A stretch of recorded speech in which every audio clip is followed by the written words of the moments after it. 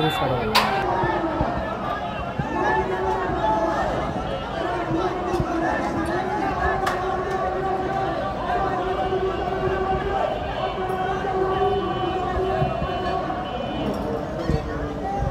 Auto শ্রমিক যারা auto মানে শহরে ঢুকতে পারে না, বড় অটোগুলো, তো তাদের একটা দাবি ছিল যে তারা যাতে ঢুকতে পারে, এখান পর্যন্ত আসতে পারে। সে দাবি নিয়ে তারা কিছু তাদের দাবি দেওয়া নিয়ে আজকে ওই বাপ্পি চত্বরে তার মিটিংও করে। মিটিং শেষে এখানে ওনাকে স্মারকলিপি দিতে আসেন আর কি, যে আমাদের শ্রী সাহেবকে। তো ওখানে দেয়। এরপরে তাদের দুই পক্ষের দুই রকম বক্তব্য আমরা পেয়েছি। এটা সিসি ক্যামেরা, সিসি ফুটেজ পর্যালোচনা করে যেটা সত্যতা পাবো তার উপর আমরা প্রয়োজন আইনগত ব্যবস্থা গ্রহণ করব। তো এর মধ্যে কিছু ক্যাজুয়ালিটি আছে। আপনার অটো সিটি কর্পোরেশনের পক্ষ থেকে যেটা জানানো হয়েছে যে তাদের কথা তর্কাতর্কির এক পর্যায়ে তাদের কয়েকজন স্টাফ এবং ওই যে যারা রাস্তায় যারা ছাত্র কিছু কাজ করে তাদের সাথে তাদের একটা বাকবিতণ্ড হয়, এক পর্যায়ে মারধর করে তারা কিছু আহত হয়। তার মধ্যে একজন অটো ড্রাইভারকেও বোধহয় মারধর করেছে, আহত করছে। এখন দুইজনের দুই বক্তব্য, এটা তদন্ত সাপেক্ষে আমরা বুঝতে পারবো যে ঘটনাটা আসলে কি। এই যেটা সত্য সেটার উপরে আমরা প্রয়োজনীয় আইনগত ব্যবস্থা গ্রহণ করব।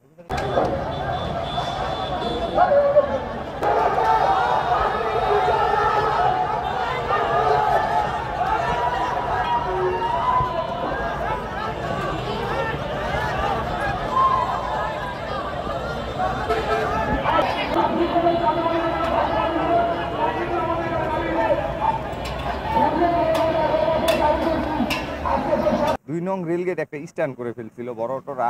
আমার উপরে ঊর্ধ্বতন কর্মকর্তারা প্রেশার দেওয়ার কারণে আমি ওই জায়গায় উচ্ছেদ চালাইছিলাম। 30টার মতো অটো আটক করছিলাম। ওই অটোগুলা মুসলেখা দিয়ে সিটি কর্পোরেশন থেকে 3000 টাকা ফাইন দিয়ে বের হয়েছিল। বের হওয়ার পরে ওরা একটা গ্রুপিং করছে, কালকে সারা রাত নাকি মাইকিং করছে, আমি এটা জানতাম না।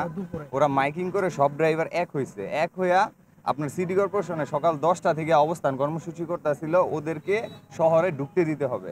ওদের একটাই দাবি, ওরা শহরে ঢুকবে, শহর থেকে টিপ মারবে। তো এটা আমাদের ঊর্ধ্বতন কর্মকর্তা মেনে নেয় নাই। তো মেনে নেওয়া না ফলে আমি আবার 2টার দিকে আমার রাউন্ড শেষ করে আমি সিটি কর্পোরেশন আসতেছিলাম আমার আপডেট দেওয়ার জন্য। তখনই ওরা আমার উপরে গেটে, আমাদের অফিসের গেটে এই হামলাটা করে। আমাকে বাঁচাতে গিয়ে আমাদের স্টুডেন্ট, আমরা 19 জন স্টুডেন্ট এবং 16 জন অস্থায়ী কর্মী নিয়োগ দিয়েছিলাম, স্টুডেন্টও অনেকজন আহত হয়েছে আমাকে বাঁচাতে গিয়ে।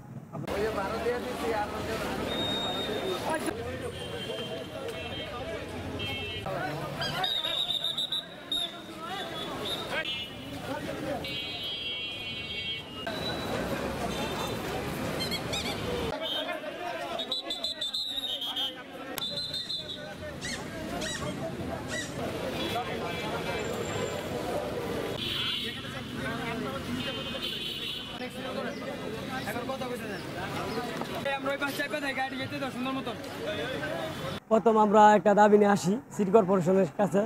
আসার পরে সিটি কর্পোরেশন আমাদের উপরে কোনো টর্চার করে নাই, আমরা কোনো হুচি করি নাই। তারপরে এই 2-1 ঘন্টার মধ্যে আমরা মানে স্তব্ধ রয়েছি।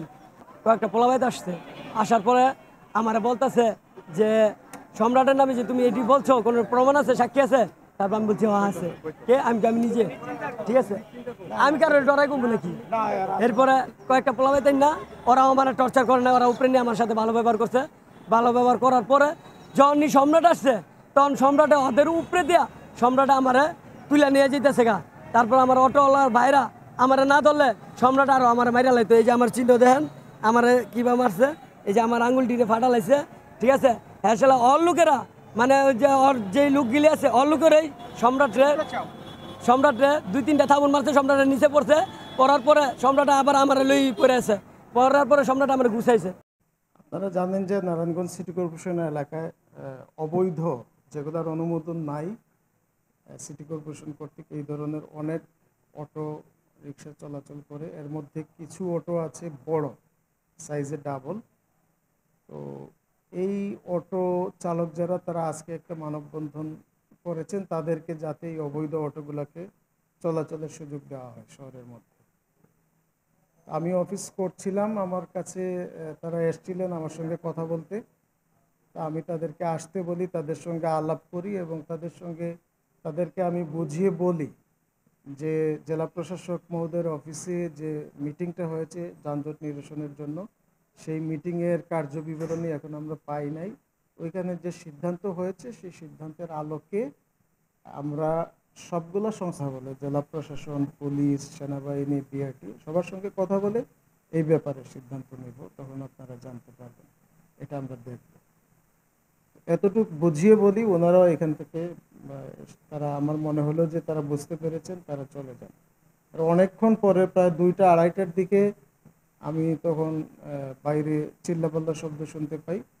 আমার অফিস কক্ষে আমার একজন যানজট নিরসনের সুপারভাইজার আছে, সম্রাট তার নাম, সে মাস্টার রেলে চাকরি করে, সে আহত অবস্থায়, রক্তাক্ত অবস্থায় আমার রুমে প্রবেশ করে, তার সঙ্গে আরও কয়েকজন রক্তাক্ত অবস্থায় প্রবেশ করে, এবং তারা বলে যে তারা যখন বাইরে থেকে কাজ সেরে অফিসে ঢুকছিল, গেটে ঢোকার সময় তাদেরকে অতর্কিতভাবে অটো চালক যারা আছে তারা ধারালো অস্ত্রশস্ত্র নিয়ে তাদেরকে আক্রমণ করে, এবং আরেকজন কর্মী আমাদের আছে, সে মাথায় আঘাতপ্রাপ্ত হয়েছে, কূপ খেয়েছে।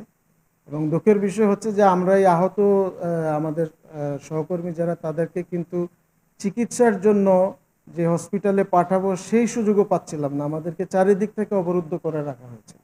আমাদের সর্বমোট আহত হয়েছেন 18 জন, এর মধ্যে 11 থেকে 12 জনই হচ্ছেন ছাত্র প্রতিনিধি, 6 জন বেশি আহত হয়েছে।